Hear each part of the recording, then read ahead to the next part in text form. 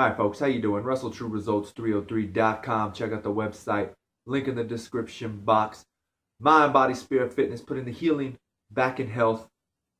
I'm going to put a title on this video, but it's probably not going to be the same. They're never the same when you actually read it to now, because I go through sometimes and change the video titles and things like that. But this one's just going to be about why Christianity is failing in this secular world that we're in, or at least struggling. We're not failing, we're just struggling, unfortunately, right?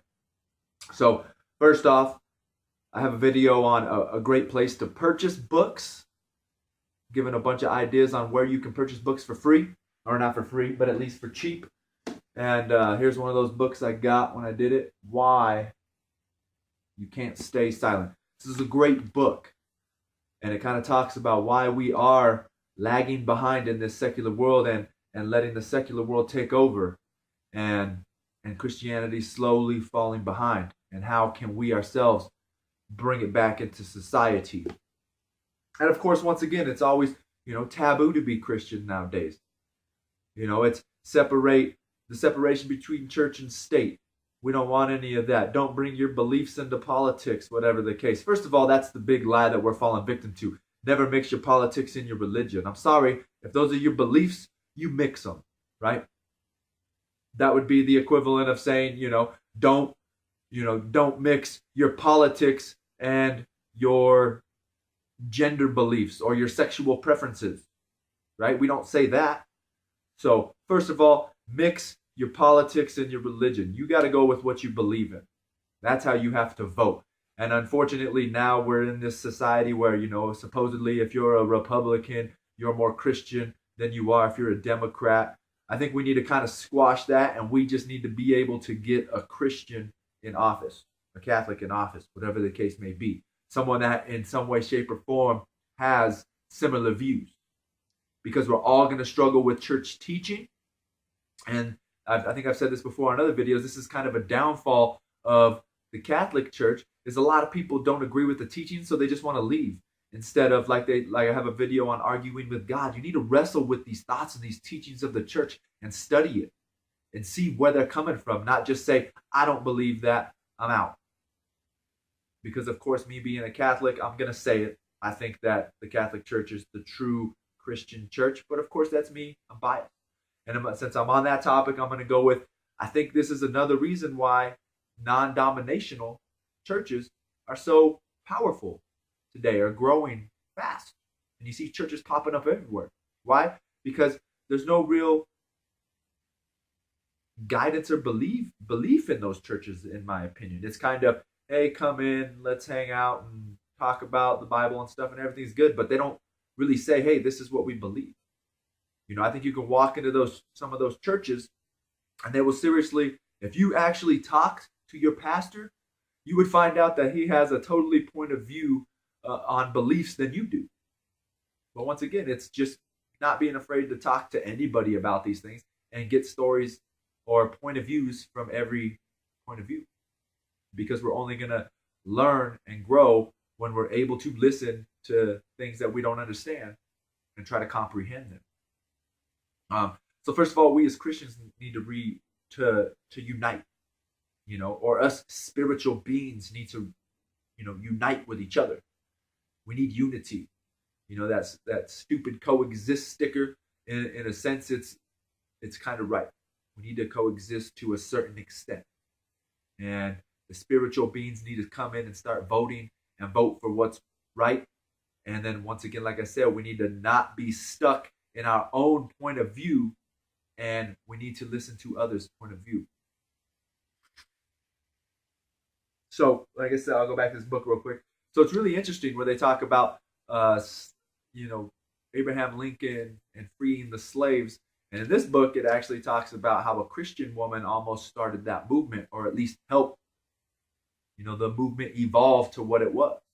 And then it also talks in here about, what's that magazine they talked about? Like Teen Magazine or something, was a different magazine to begin with. And a Christian lady didn't like what she saw in that magazine, started complaining. They started losing advertisement dollars, and then the magazine itself just shut down. And then they came up with Teen Magazine, a more children-friendly magazine to make up for the magazine that they had lost. All because a Christian wasn't afraid to speak their voice and talk about what they thought was important to them. So, like I said, I'm going to go back again, jumping back and forth, sorry. With the non-dominational and all these different forms of Christianity, we need to reunite. We lost a lot of these churches now are, they're more pro-choice. They're into birth control. I would assume a majority of them are, or all of them are against abortion, but I mean, you never know. So we just need to be more pro-life in general, in my opinion. And of course, pro-life is more than contraception and abortion. It's about helping these young ladies and families raise their children, get their children into the right schools. That's what schools, I have that on my little cheat sheet down here. Schools, if I remember right, I think Catholics and Christians started the school movement and creating schools. Unfortunately, we let the government take over. Now it's corrupted. But they helped start this thing. So we, as Christians, need to make sure that we're getting our children into a Christian school. Yes, some of them cost money. We've got to sacrifice. Do your finances. I have a video on simple budgeting.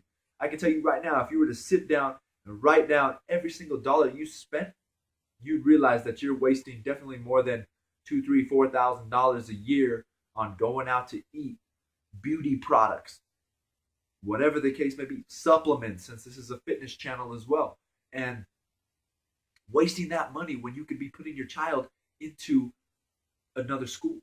Why are our children losing their spirituality and their beliefs at such a young age? Because now school is not like that.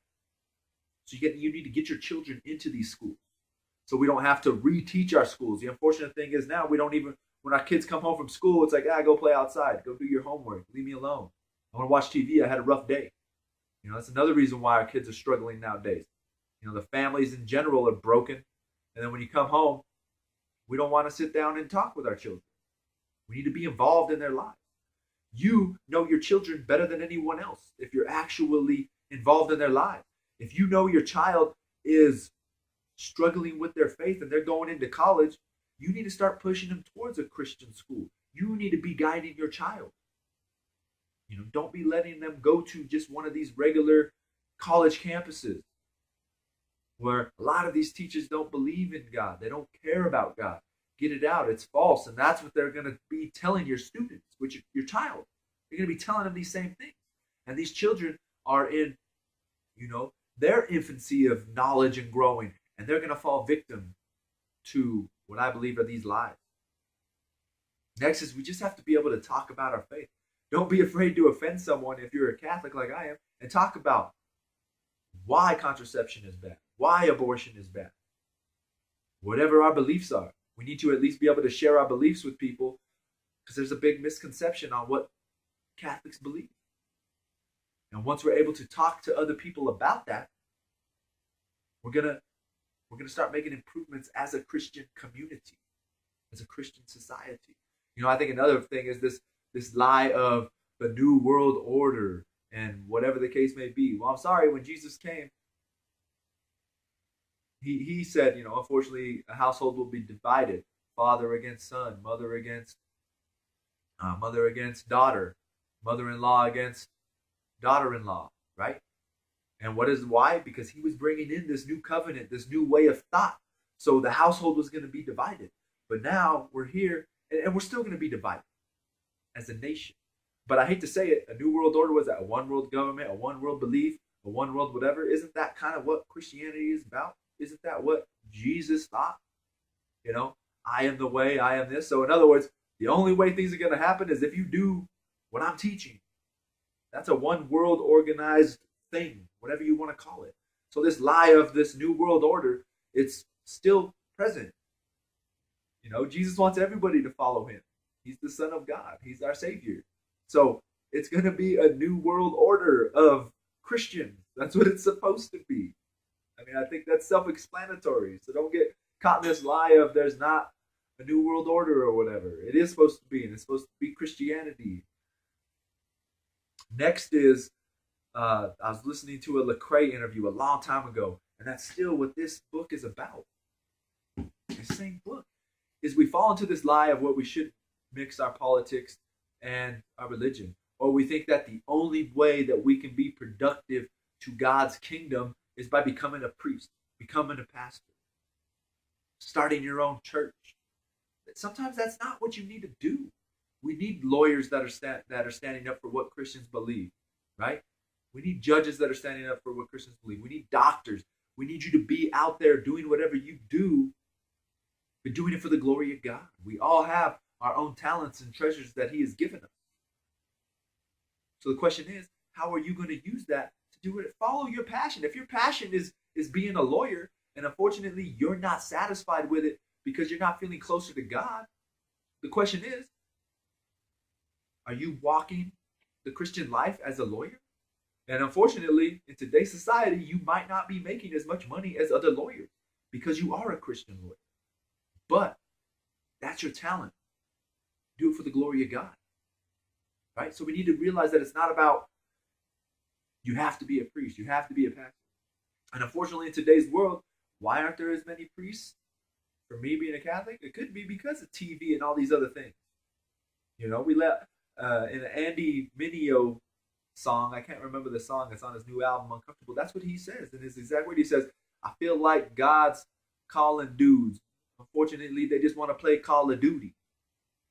All right, so we're letting all this other outside interference. We're not even trying to connect with God. And unfortunately, if you're not trying to connect, how are you going to understand your mission to further the kingdom, right?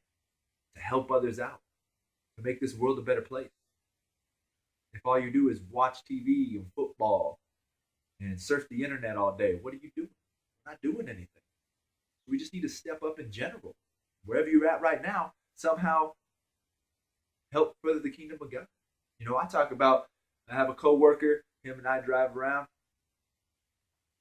I just talk about it with him. I got my little study Bible with me, or I have a little Bible with me, or my little Knights of Columbus book, and I'll just read passages to him. He doesn't care. I'm like, hey man, is it all right if we do a daily reading? I'll just open up my New Testament Bible and I'll just fan through it, because he doesn't know much about Christianity. I'll just fan through it like this. Tell me when to stop. Stop. And then I'll just kind of look, okay, it says God speaks plainly to all people, the intolerance of the tolerant. Which one do you want to hear? And he'll tell me, and I'll just read it real quick, and then I close the book. It's a 10-minute thing, and when you're driving around, it's not bad. You just got to be able to share and help, and don't judge. We've just got to be able to have these open conversations and be open-minded. That's seriously what it's about. So, I hope that helps. I know there's probably some stuff I forgot, but whatever. We just got to realize that we need to come together. People are waking up spiritually. That's all I ask. If you're watching this video and you're not a Christian, even better. You're exploring and trying to learn something new. If you are a Christian or a Catholic, I hope this helped you in some way, shape, or form. If you are a Christian or a Catholic, I will highly recommend that you watch a video on Buddhism, read a book on Buddhism.